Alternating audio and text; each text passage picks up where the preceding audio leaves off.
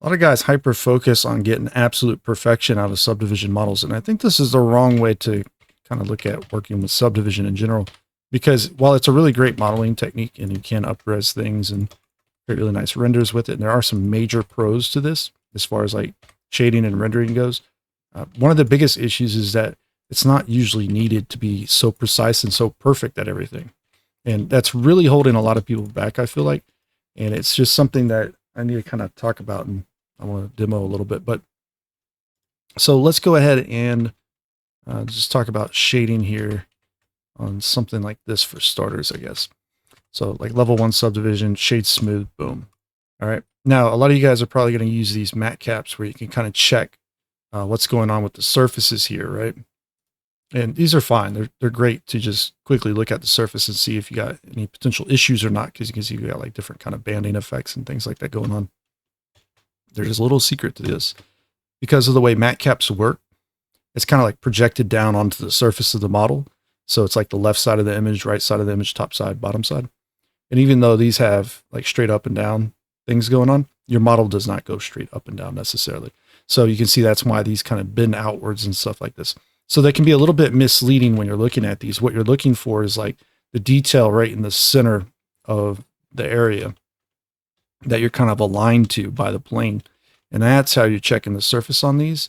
And you can see it does little weird things sometimes, like twisting and manipulating on the surface there. There's nothing you can do about that. That's the way it works. Okay. That's the nature of a matte cap, if you want to put it that way. So while that's great and all, but that's not exactly what's going on with your model. So for example, if I was to go into render preview, I got my world settings set to black, create a light, area light, and we'll go ahead and pull this out and change it to a rectangle, make it really thin, make it a lot brighter. I'm gonna give this some material here, and we'll set it to have, we'll make it red, turn the roughness down. All right, and this is subdivided right now. Let's do a level 1 first, shade it smooth. Okay, so first of all, you can already see what's going on here with EV old, I guess. It has like a Terminator ray effect because of this, the topology. It's just too low resolution. So it does occur even in EV to some degree. It has a termination there taking effect. So you do have to be aware of that with your low poly meshes. Can happen. But here's the thing. Look at the surface. And we'll look at the light kind of moving around on it.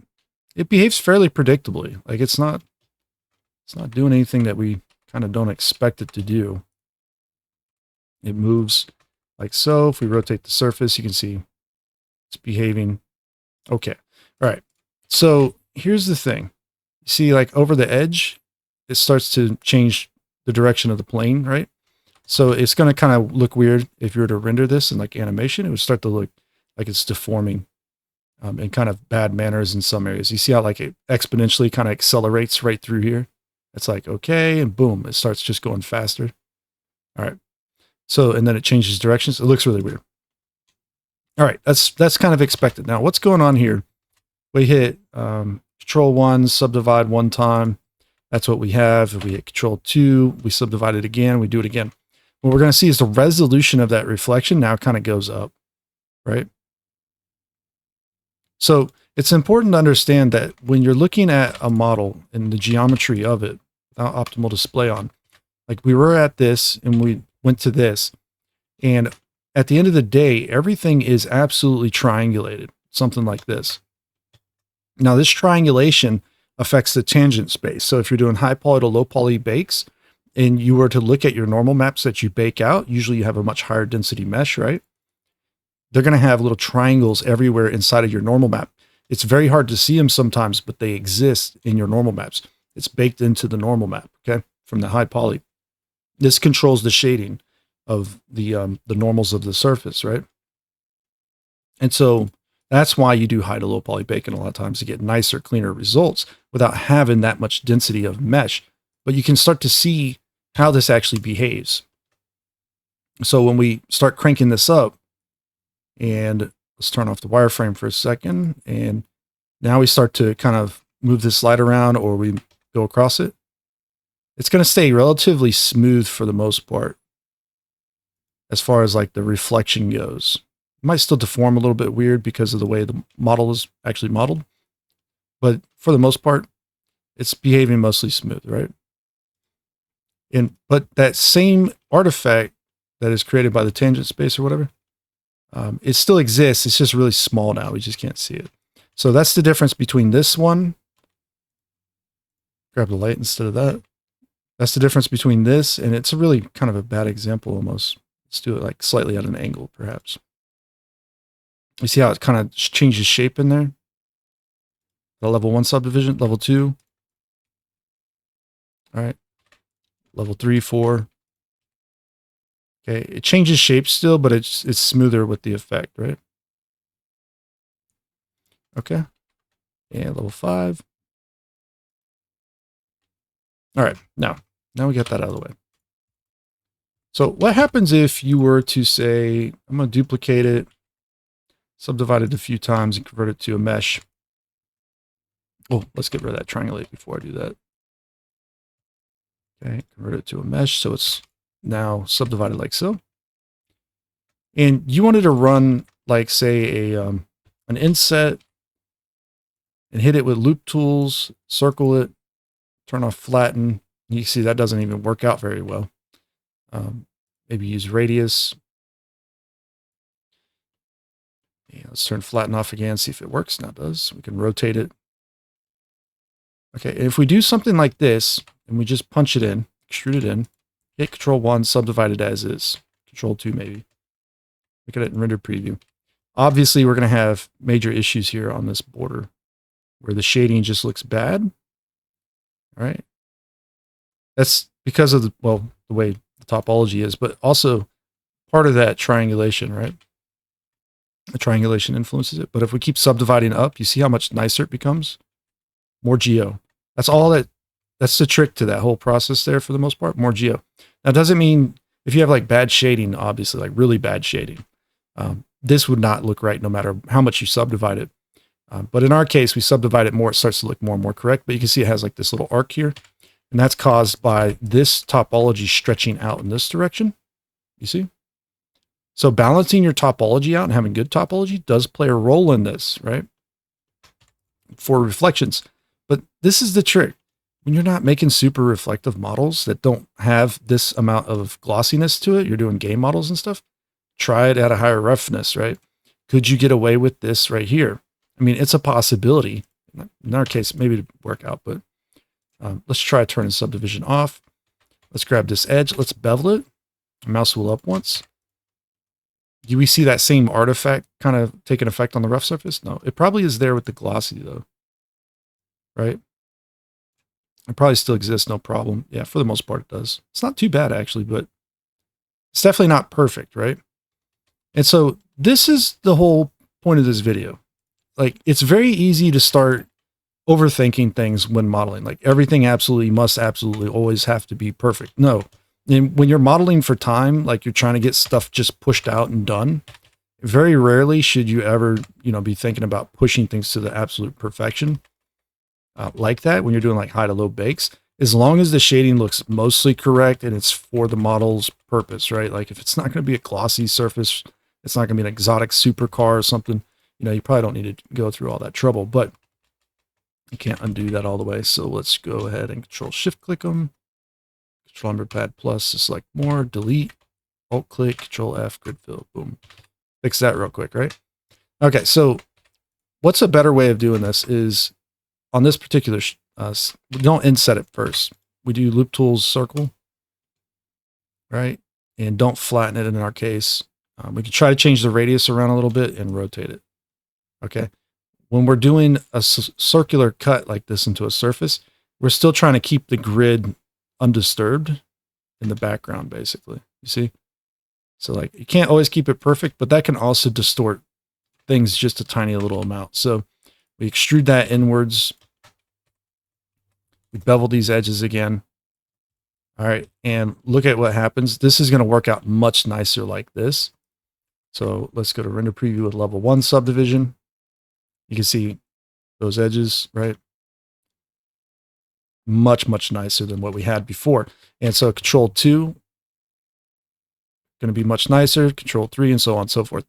If you want to try some other little arrangements, like we did a 2-segment bevel here, you try just a chamfer perhaps, that might peel the edge in a little bit, or might create a lip here on the edge as well. It depends on the way it's laid out, but we'll see here that it tries to peel the edge inwards a little bit. Okay. So that's nice with that one. But let's try something a little bit different here. Let's just dissolve all that real quick. What if we crease this instead? So we hit Shift E, crease, add creases to all those edges, and we do this. This is the problem with creases, is that it's resolution dependent, and also you can still get slight artifacts to things. Okay, so like this isn't totally like great to be doing all the time, is using creases. Establishing base shapes, it's super useful. Like if we need to preserve this circular shape 100%, we can do something like that. Because you can imagine, like we just don't have enough resolution and we're trying to cut a little detail in, maybe like over here. You see, it's not a high enough resolution for that little detail. Like maybe we're doing cuts like this or something. So we can preserve that detail with a crease perhaps, or that shape. Subdivide it 1, 2, 3 times maybe. Apply it. Now we got tons of detail. But we do have this issue with these little edges kind of rocking out like this, right? And that's okay if you don't mind a sharp edge.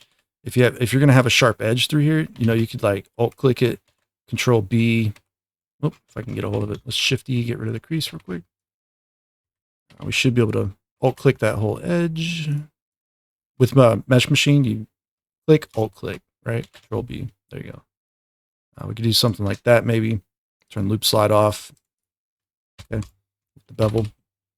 And so we'll still get a decent result out of this, but it might not be as good as you want it. There's always little nuances to everything. There's always like slight little things that could happen or occur. And as a result, it still might have a slight distortion in that area because of the crease, right? Just a tiny bit. So, you know, it's up to you really at the end of the day to like call it when it's well enough for your project. It's not always going to be absolute, it's like perfect every time, but for something like this, personally, I like to, sometimes I use creases, not a big deal, especially when I'm just getting started with something. But a lot of times you can do like bevels on these, change the profiles to like 1, subdivide it once or twice or whatever you need, apply that. You'll just end up with extra loops in this area. And you usually can go back through this and you can just like knock out the excess, as long as it's not like crazy topology that you got to work with. But yep, you can go right through here. It'd be nice if you did like every other one as opposed to what I'm doing right here, maybe. All right, but yeah, you can do that. Maybe reduce where you can. Add a loop cut if you need it. And if that ever subdivides again, I mean, it's going to be right there on the money now. Even though that E-pole exists right here, that little vertex with 5 edges coming out of it, it shouldn't even have an effect really. Right. So yeah, trying to work every single edge this way, every single model like this, when you're doing a bunch of environment art or whatever the case, it's really not needed. I mean, it's only on like certain types of things. Maybe if you're doing like VFX, product viz, maybe you start working down to these little granular details, but it's really just about controlling the topology, understanding like also that high resolution mesh shades much better, right?